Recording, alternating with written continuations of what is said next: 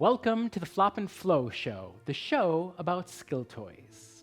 Each week I will introduce a skill toy, show you some basic play, tell you a little bit about it, and then I'll show you a trick that I'm working on, and then I'll commit the following week or the upcoming week to practicing that trick. Now I'm not going to devote my whole life to it, I'm just going to spend 5 minutes a day. 5 minutes a day to move myself along that path to mastery. And we'll see what 5 minutes a day will bring. For some tricks, I'm sure I'll master it in a week. Other tricks, I might just make a small dent. And the goal is to just basically show you what practice looks like. A lot of times when we see things on the internet, we see people that are already really good at the skills that they're learning. Now, I've taught hundreds of people to juggle. And what I find is a lot of times we get frustrated when we can't do it because we assume that we should be able to do it, we should be able to do it right away, and it should come quickly for us. And when it doesn't, we get discouraged. And I think that's because a lot of times we don't see the hard work that goes into learning skills. So the purpose of the show is to illustrate some of what that practice looks like, what the messy middle looks like, what that struggle looks like. So this week on the Flop and Flow Show, we are going to introduce the gyro ring, or the chatter ring, or the sling ring, or the kinetic ring. It goes by a lot of different names, and this is what it looks like when it's being played.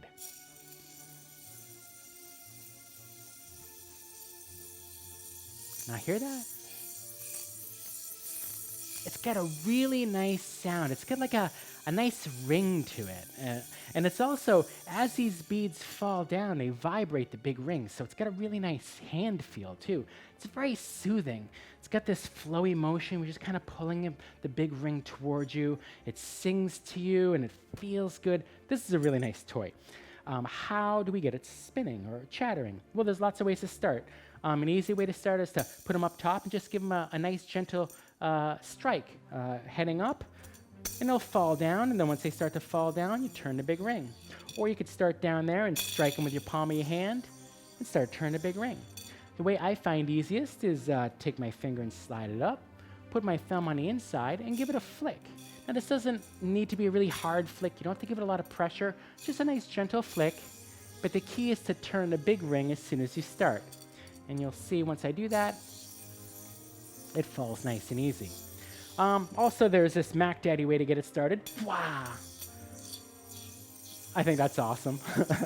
I will say that the aluminum chatter beads is a lot easier to start than something that's heavier, like this titanium ring.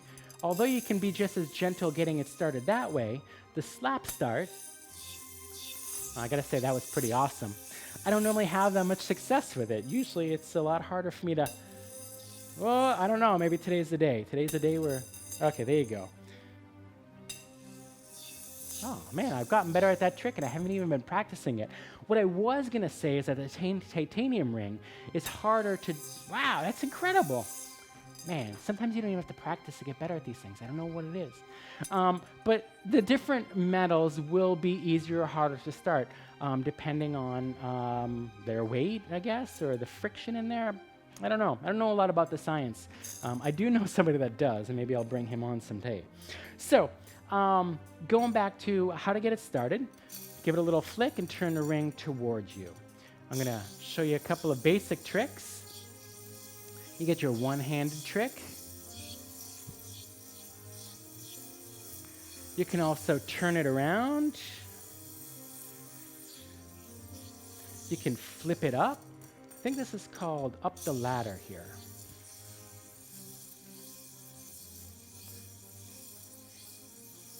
This was the last trick that I was working on to the point where I could do it consistently.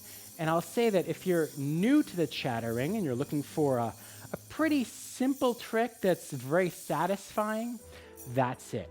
So what I do is I get it spinning, and then I swing it up, and I grab what was the bottom, the top. And then I swing it up, and I grab it at the top. So you just keep swinging it up. And what you'll find is that the beads will switch from one side to the other. So I get it started. Swing, swing, swing. Just so satisfying.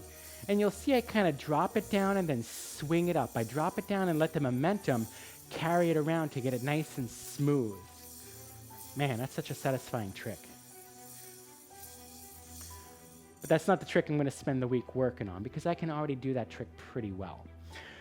So, the trick I'm going to work on this week, it's a trick where you take the chatter ring and you roll it up your arm, and it goes up, and then it rolls down, and you catch it and keep it going. And I'll show you what I know about this trick and how far I've gotten. Now, I haven't spent a lot of time looking into the trick or studying the trick, so I'm trying to bring to you something that is sort of new to me, sort of fresh, something that's at one of my edges. And trust me, I have a lot of edges that need work. This is the one that I'm working on now. Here we go, ready?